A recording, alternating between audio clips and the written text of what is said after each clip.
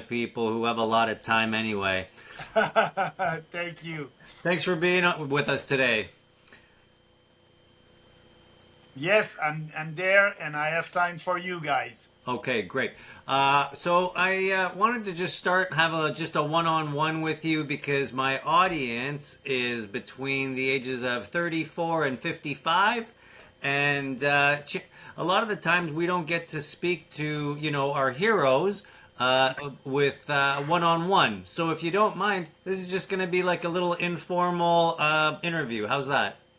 Perfect. I'm Okay. very pleased to do that. Yeah, perfect. Thank you so much. Can we just start off with some real preliminary stuff? Like how old are you, Maxime? 62. 62. And do you feel 62? No, I don't. Maybe it's only in my head, but I don't. I like to, do some sport. As you may know, I'm a runner. I like to run marathon and I try to eat well, but, I'm aging like everybody. Yes. I saw that you were running a marathon and campaigning at the same time. Yes, I did run actually 100K in 12 hours across my former riding in Beauce, from the south of the riding to the north of the riding, to raise money for a food bank in Beauce. And we did raise at that time about $160,000 in one day. Wow. That was a big success. And since then, I'm still running on a regular basis. Why do you run? I have a nice anecdote about that. Somebody, when I was a member of parliament and in Beauce, as you know, now I'm the leader of the People's Party of Canada, and Yes. I will try to be elected at the next election back in parliament. But somebody asked me the same question: why do you run? And I said, I like to run, that's my sport. And I added, it's a way to manage my stress. And the guy looked at me and he said, "Oh my God, you must be stressed," because I'm running big marathons. So, but no, I like to run. It's relaxing for me, uh, and uh, and when I'm running, also, I'm not running inside. It's always outside, raining or snowing or a sunny day. I like that. I like to just be out there and just disconnect from the politics and just having fun. And do you run for time or do you run for distance?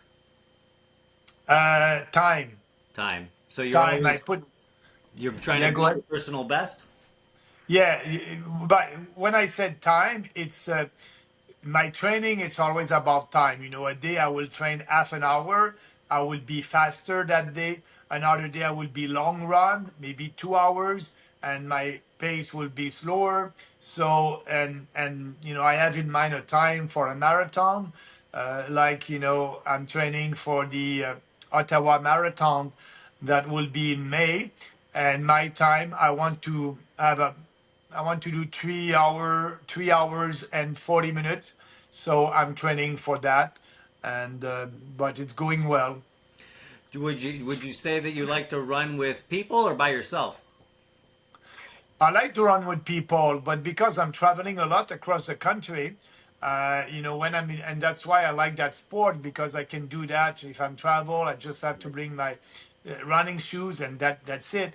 But usually I'm running alone, except some weekends when I'm with my wife or my daughter. Sometimes we will run together, but usually when I'm training, I'm doing that alone. Wow, that's amazing. What do you think is your biggest lesson that you've learned in your life that you wish you would have learned earlier? Oh, that's a great question. Uh, be true to yourself. Don't try to lie to yourself. And it's the only way that you'll be better in life and you'll be able to achieve your dreams. Sometimes, everybody, we have quality and we have things that we don't like to do. But, if you want have a goal in life. It's easy to achieve a goal when you are working on that goal every day. Like I told you, I decided to run 100K to raise money for a food bank in 12 hours. When I started that, I was not in shape to do that, but I had a trainer. We had a goal. Every day I was training and following that training. And, after that, when I was able to do it, and when I did it, I can tell you after that run, I said to myself, you have things to improve in your life. I'm still working on that, my accent in English. You have things that you can improve in your life, but when you have a plan and a detailed plans, you are able to achieve that. Sometime when you're young, you don't try to write it down, write your plan. What is your challenge in life? What do you want to improve from you and around you, people, you personally and people around you? So when I did run that 100K, I can tell you that after that, I said to myself, I can achieve everything. I was able to do that. I just have to put a realistic plan, and I'll be able to achieve any goals. So be be honest with yourself, and work on the things that you want to work day by day, and you will improve yourself. You'll be a better person, and it's like that we'll have a better society altogether. Right. That's a really good point. Would you say that you got into politics because you wanted to change Canada or you wanted to keep Canada the same? Oh, absolutely. To change Canada, because, our country is not dysfunctional right now. You have people out west that are not happy because of the legislations and regulations that the federal government is imposing on them. And you have, we are in an economic uh, crisis. Oh yeah, I must say a crisis with the inflation right now. So we must improve that. We have politicians in Ottawa who don't respect our constitution. We have a constitution. We must respect our constitution. So yeah, that's why I'm in politics, and that's why we created the People's Party of Canada in 2018 to do politics differently and to bring real solutions to our issues. And right now, that's not happening. We don't have that. Our politicians are not fighting for what is important for Canadians, and that's why populist movement across the Western world is growing. You have Trump in U.S., you have Marine Le Pen in France, you have Nigel Farage in UK, and us here in Canada. We are growing step by step, and that's why I'm in politics, because I really believe that this country can do better and Canadians can be freer and more prosperous. Do you think that Canadians have the aptitude to make Canada better, or do you think that Canada's been demoralized to the point where we stop trying? Uh, What do you think, in your opinion? Yeah, yeah, yeah. Some people are demoralized. You're absolutely right about that. Actually, uh, people who don't vote, for example, at the last election in Canada, 40% of them, 40% of Canadians said, "I won't vote." And if they're doing that, it's because they must be, tired of all the same. You vote for the Liberal, you have the Liberals for 9 years, and after that you want to change. You vote for the Conservatives, you have the Conservative 9 years. But both of these parties are about the same on very important issues, and they like big government, they like to tax, and so that's why for me, I believe that they don't vote. So but me, I can see a better future for the country, and I'm doing that fight, because if we do what we can do as a citizen, and go out and vote for our values, vote for what we want, uh, we will have more chances to have what we want the day of the election. And that's why when I'm traveling, a lot of people are telling me, Maxime, you have good ideas. And I said, help us to help me. If you support us, we will grow faster and our ideas would be more influential. So, I believe that people can change the country for better. And but we are in a tough time today, absolutely, economically, socially, with mass immigration. Our relation with the US is not so good right now. So there's a lot of challenges out there. That's a very interesting point that you made. What do you think about this trade war that's going on with Canada and the United States? Do you think it's just posturing, or do you think it's actually going to last? Because in my opinion, I don't think it's going to last very long, simply because we both, United States and Canada, can't afford to have any economic missteps because we're already struggling to begin with. Our dollar is weak. What's your opinion? You're absolutely right about that. I share your point of view. That's why I said, we must not engage in a trade war, commercial war with U.S. And I'm the only one who's saying that in Ottawa. All these establishment politicians, they're ready to do that. Actually, Trudeau is ready to start that Tuesday, tomorrow morning. The tariff that Trudeau will impose, it would be us Canadians who will pay this tariff. It's a tax on us. That's right. So yes, and trade war is never good, but we will be the big losers, and that's the worst thing to do. I must admit that's the stupidest thing to do to engage in a trade war against the U.S. They're 10 times bigger than us. We won't win that. So what we must do, just wait and see, because the tariff that Trump did impose, 25%, it's tariff coming from Canadian export to the US. So Canadians are not paying the 25%. That's the US consumers and businesses who are paying that. So that's why you're right, because if we don't do anything, sit down with Trump, look at what we can improve, and he wants us to solve the crisis at our border, we must do it. He wants us to solve, the fentanyl that is crossing our country to the U.S. Let's have and secure our borders, and we must also end mass immigration and deport our illegals. Right. He wants us to do that because we are a threat to the national security of the U.S. and we are a threat also to our own national security. We Correct. must have done that long time ago. Securing our border and having a moratorium on immigration. So let's sit them down. Negotiation with Trump. No, no tariff, no trade war, and I'm pretty sure that we will be able to have a good deal.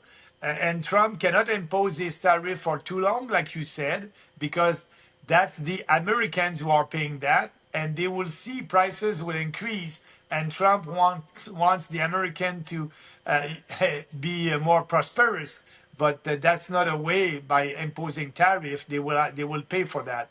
So that's our position. But it's sad that the Liberals, the Conservatives, the NDP, the Green, the Bloc Québécois in Quebec, they all, pushing for a trade war. And by doing that, we are telling to Canadians, hey, Canadians, we will impose you. Are you ready to pay more taxes? And, it's crazy, but it's happening right now in our country. To try to fix our challenge with Trump, we are taxing Canadians. That's the worst thing to do. Especially when we're all in pain right now. Yes. I think out of all of the leaders in Canada that are actually proactive in this whole journey is Danielle Smith, who actually sat down and spoke to Trump and, is now, she's got Black Hawk helicopters on the border. She implemented a bunch of new sheriffs and sniffer dogs. So she's very proactive. But we have people in Ontario and in Quebec that have this high moral ground where they're saying that they don't want to negotiate; they just want to fight. And I think as people in Canada, we want to get along with our neighbors. We don't want to have any kind of war. You're absolutely right. And Trudeau, the Liberals, and at the provincial level, like you said, Ford and Legault here in Quebec, they're ready to fight. And Danielle Smith did the right thing. She went to the U.S. She said, this you need our oil and gas. And so she did her best, and she understands that Trump wants our border to be more secure, and she's doing that. But Trudeau said that he will do it a couple of weeks ago. He said that he will invest a couple of millions of dollars to secure our borders.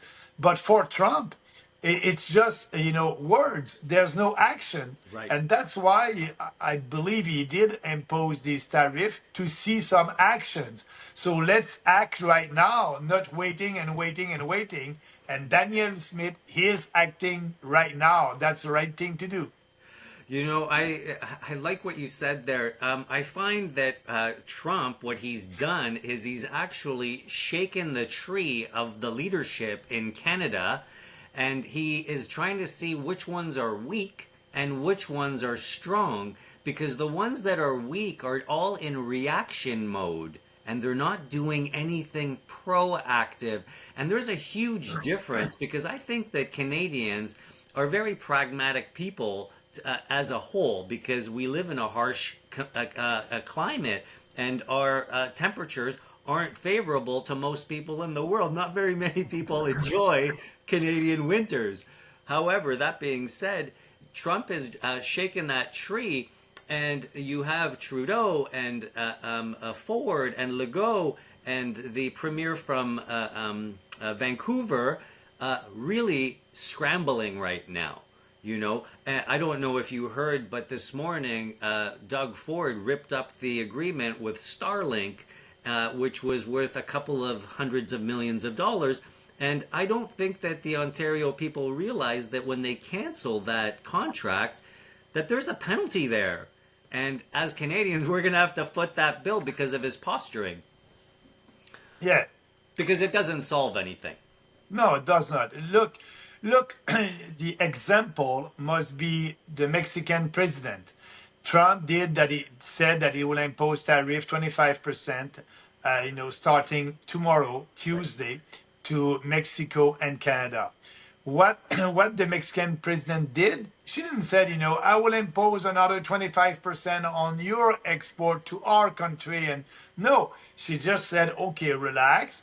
And she had a phone call this morning actually with Trump. Yes. And Trump agreed to postpone the tariff for a month. And she agreed also that she will put some national guard at the south border, at the north border of Mexico. So Trump wants to see action, and she said, "Okay, I will do that." And after a month, Trump will be able to say, "Okay, you did secure your borders. Everything is good. Forget the tariff." What we are doing the opposite. Trump said, "I will impose 25% tariff." Trudeau said, "Yes, I'm starting a commercial war. We will impose tariff also. All tariffs will be enforced Tuesday." So that's now when Trudeau will call Trump today. That's not a that's not a nice way to start a conversation. Right. And Trump did wrote in his executive order that if a country, Canada or Mexico, is imposing tariff, he will increase the tariff, from 25 to maybe 50%. That's wrong what Trudeau is doing, and now he's not in a good position, sorry, to negotiate with Trudeau. Just act, act, and act. Do what you have to do at the borders and control the crimes for us, for Canadians, That's and what. for the US. Yeah, I think everybody would benefit. All Canadians would benefit. America would benefit. The world as a whole. When we have a strong economy with our neighbors, when we have good relationship with our neighbors, our community grows in the right direction. Yeah. And so what I'm curious about is, what do you think is the point of taking us to a trade war and proroguing government so we can't discuss this? Is this not in just a very treasonous act in your opinion to say that we have this issue, we're in crisis, and yet we're not doing anything about it because we're not sitting in Parliament?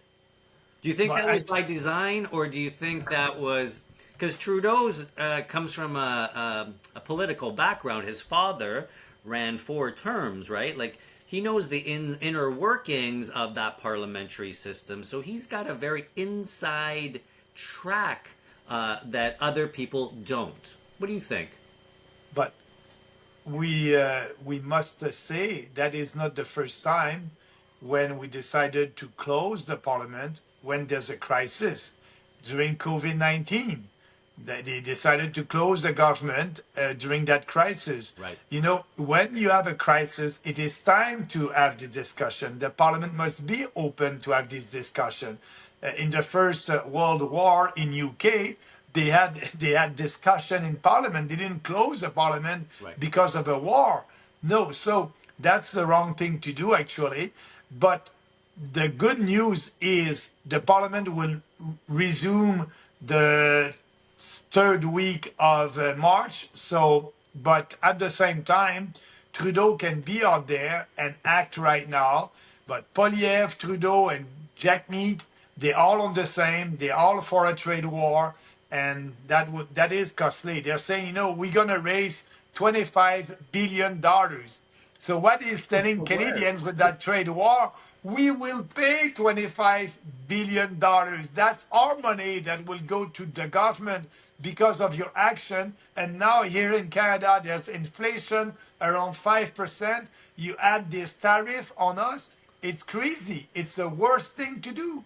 Right. And I think that when people don't realize is that 25% that they're charging on the tariff, that's in American dollars. Yeah, so it's not 25%, it's actually 30%, 32%. And people don't see that part of it. And I think that they're not telling the whole story because our dollar is hovering at 68 cents this morning. And it's low. It's the lowest it's been since the financial crisis in 2008. So Yeah, and actually, what is happening right now with their reaction and that trade war? The market is speaking right now with the exchange rate. Our dollar was 70 cents a couple of weeks ago. right, Now it's 68, and it's going to 65. But when that is happening, everything, not only the tariffs that the Trudeau imposed on U.S. import to Canada that we are paying that is increasing. It's everything that you are buying from the U.S. The price will increase because of the exchange rate. So now that's having another effect, and that's why we will have that inflation for a couple of years. And when we have inflation, we are getting poorer. If you remember, the official rate of inflation last year was 2%, but that's not the real one. no, The real one is about 5-6%. So what is happening is, if you have a pension, the federal government will give you 2% increase for the inflation for your pension, but you are losing 3% that's right. because the real inflation is more than that. So every year we are poorer and poorer and poorer. So we need to stop that. Yeah, and the way that they actually mess around with the numbers is they keep changing the definition of the CPI. Right. So in the wintertime, they don't take into account heating oil, and in the summertime, they change it somewhere else. Like they don't take the housing market into consideration when everybody's moving. It's a real mess, and I find that having people that don't have the education to run a country, that's where we have fallen short. Like our finance minister that had no financial training whatsoever. Same thing for Pierre Poliev. Pierre Poliev never had a real job in his life. He's a career politician. Right. That's it. And so no real job and experiences in the private sector. Right. Actually, he never had a real boss. So that's and Trudeau, he was a drama teacher, and no experience. Well, he looks like he's playing the part very well, though. Yes, he's able to cry on demand. Yeah, well, that's a very important tactic if you want empathy that we want from the left, right? Because they always want somebody to feel sorry for them. Yeah, yeah, yeah. I like where you're going with this, and I want to know, what do you think is going to save Canada? I think that one of the things that I find very interesting is that I believe that the entrepreneurs in this country are the ones that are going to salvage Canada. Because the way it looks is that the corporate greed that we have, that's coming about, is that corporates are always about profit. They're not about people. And entrepreneurs, on the other hand, they're for people more than they're for profit, and that's why a lot of them become so successful. How do you feel about entrepreneurs, and how are they going to navigate this in the upcoming years? But it would be more difficult for them. It's because of what is happening right now, inflation and that trade war. But we need entrepreneurs in this country. They're the engine of the economy. We need more investment. And, with all the regulations that we are imposing to them, with the trade barriers that we have across our country at the provincial levels, we don't have a real free trade in our own country. So for me, an entrepreneur, that's the person that will create job and wealth in our country, and we must encourage that. But now with the taxation system, that's why our party is promoting a flat tax on business, 10% for everybody. That's why also we want to balance the budget our first year, and we can balance that budget of $60 billion. But after that, we will lower taxes to everybody. So, and less regulation. We need to do that. We need to, unleash the private sector and the entrepreneurs. That's the challenge that we have in our country.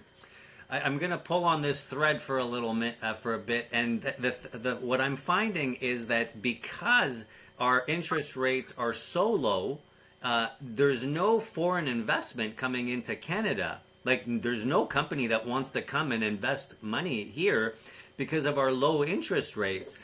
I think the only people that are going to be able to invest in Canada are the people who are actually invested in Canada, because we own houses here, we have our families here, we have a life here.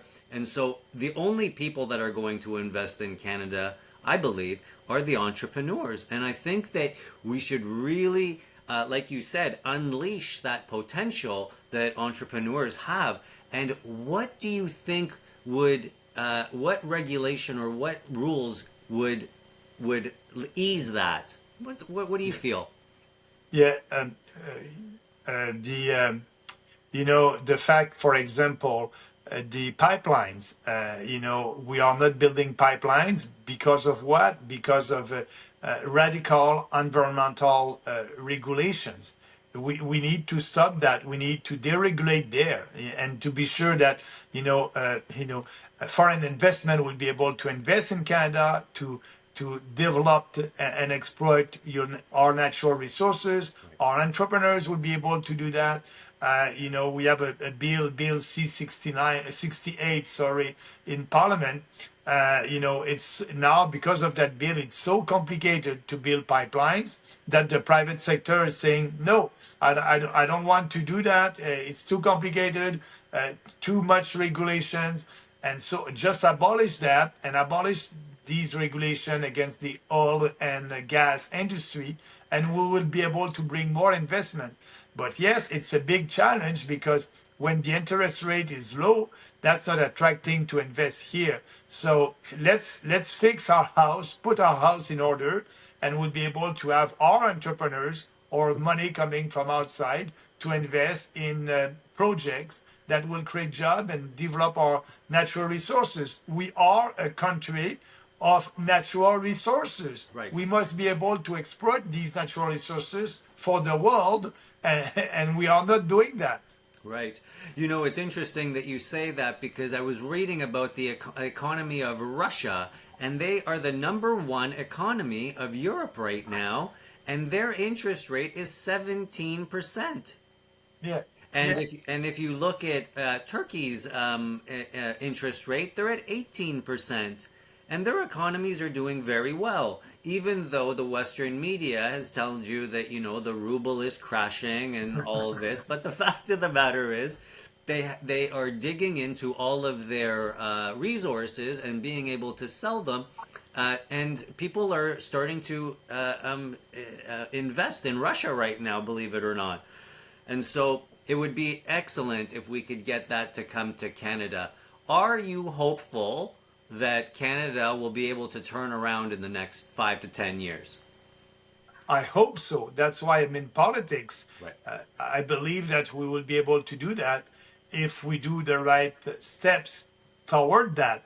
And the first one will be at the election in this fall or maybe in this spring. I don't know. But we'll have an election.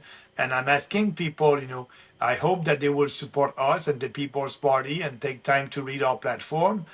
If you like what I'm saying, I want to help you, but help me to help you by supporting the People's Party. So, in the near future, if we do the right thing, and it's easy. I will say to not Chrétien, sorry, to Trudeau and to Poliev, read our platform and implement it.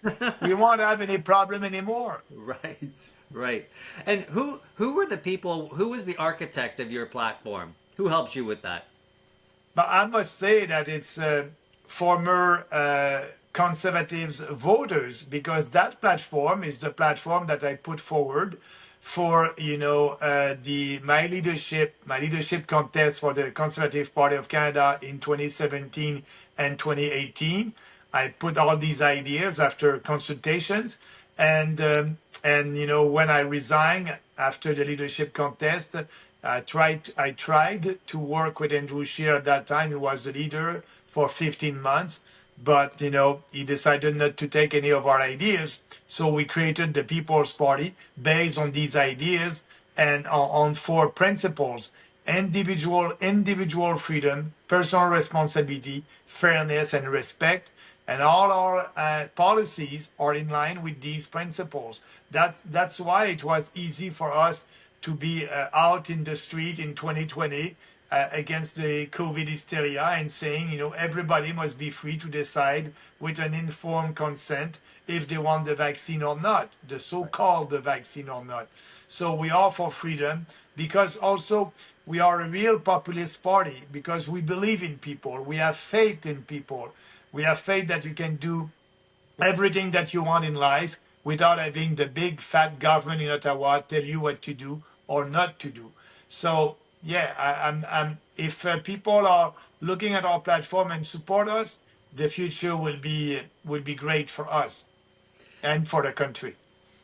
I was reading about you to do my homework before I had my interview with you, and you have 840,000 supporters across Canada. That must make Yes, you kind of happy, no? That's a lot of people. yeah, yes, you're right. That's the number of people who voted for the People's Party at the last election.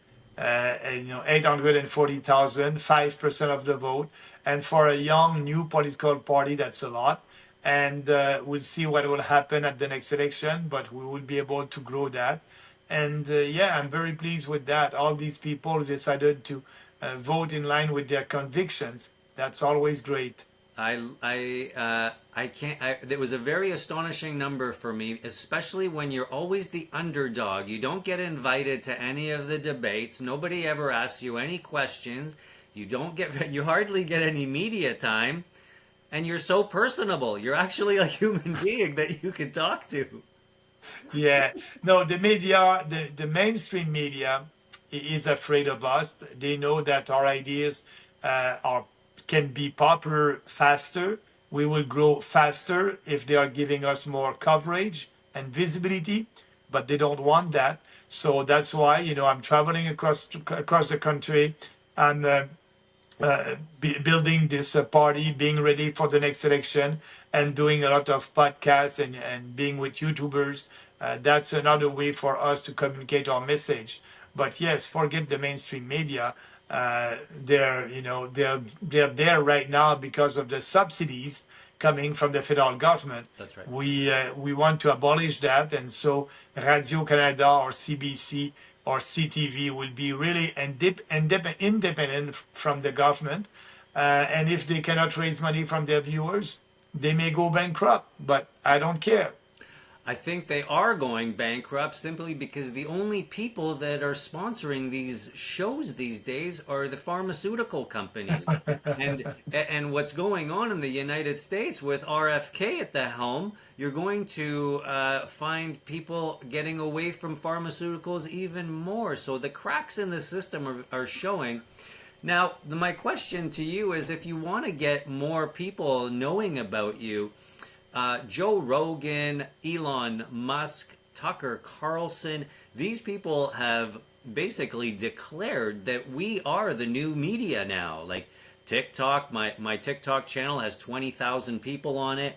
I had another account that had 188,000 and I got banned because I said too many things. I guess that shook the cage. And and they don't like that. But the fact of the matter is that the new media is social media, and so would you put more time and effort into that platform to get the grassroots that you need? Absolutely. Absolutely. That is what I want to do. That is also what I'm doing. But now, I said to my team, I can be with a podcaster that will have maybe 100,000 followers. That's okay. But I want also to be with a podcaster that will have maybe, 200 people following him or her. It's always a way to communicate. When I'm speaking with you, my goal is to be able to reach your viewers. So yeah, the strategy is very simple. It's to be out there in person, on the ground, and to be out there on social media. That's why I must say, if you are a YouTuber or a podcaster and you want me on your show, write to us at info@peoplespartyofcanada.ca, and we will answer you as soon as possible. Maxine, you got in front of that. That was my next question. How do people get in touch with you? That's amazing. And what do you think is your favorite platform? TikTok, YouTube, Rumble? Which platform do you think aligns with you the most? I'm not very present on TikTok, and I must do better there. But I'm using a lot of X and Twitter, Facebook. So I must admit I must be more active on TikTok and Instagram. That's part of our blitz that we are going to be everywhere on social media. So would it be fair to say if I asked you for another interview, you'd say yes because I'm active on TikTok and I would love to keep getting your message out there because I like where you're going with your party. I like your message. I like the fact that you're accessible and you answer the questions. I think you're the first politician that actually listens and answers the question that was asked of you. Yeah, thank you for that. Yeah, actually, and when I was elected and a cabinet minister under the Harper government, I was a foreign affairs minister for a year, but that was not my best job because I'm not a kind of a diplomat. I like to tell the truth like it is, but when you're a diplomat, you work in a code language, and I didn't like that. So yes, that's why there's no taboo subject for us. I said no for a long time to be politically correct. Let's tell the truth, and if people like it, I hope they support us. If not, they can vote for an establishment political parties, conservative, liberal, or NDP, or Bloc Québécois, or Green. So for us, we are pushing ideas. That's the big difference. And if you look at what I said in the 2019 election, our first election as a new political party, it's the same thing today, the same platform. And at this election that is coming this year, I'm promoting the same ideas until we win the battle of ideas. That's our way to do politics. I love it. I love the message that you have and the energy that you convey through that. Maxine, I really enjoyed our conversation today. Thank you so much for meeting me and having a chat. It's really refreshing to talk to somebody who's accessible, like I said. And I encourage all my viewers to go and to look at the PPC party so that you get a better understanding of what the platform is, because knowledge is power. And if you have leaders like Maxime that are willing to sit down and talk to you and actually address the conversation, I think we can make a big change in Canada. We will, and I believe that we will do that together, Kevin. And I'm very pleased that you decided to take some time and giving me that opportunity to be with you. And don't hesitate to be in touch with the team also. And I'll be always ready to speak about our ideas and answering your questions. I just want to close by one thing, and I have to tell you, Maxime, I was very impressed by the courage that you had when the pandemic was going on, and that you were out on the streets, you were meeting people, you were touching them, you were taking pictures of them. When everybody else was hiding, you were actually in the streets, which was very unlike all the other politicians that we had. So I have to tell you that your courage is infectious, and thank you so much for interviewing with me today. I appreciate that. Thank you very much. Have a nice day. All the best. Thank you so much. Bye bye. Bye bye.